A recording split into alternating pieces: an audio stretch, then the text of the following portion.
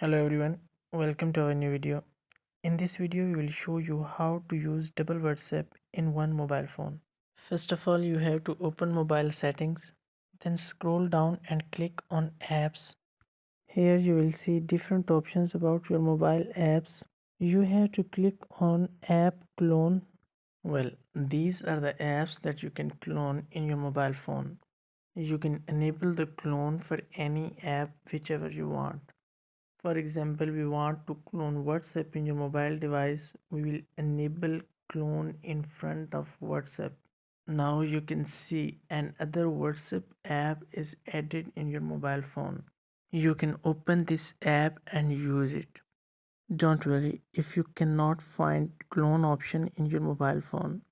Don't worry, you have to go to Google Play Store and download an app cloner application. After installing an app cloner application, you will be able to clone apps. These are the two easy and simple ways to use two WhatsApps in your one mobile phone. Like and share this video if it works well for you.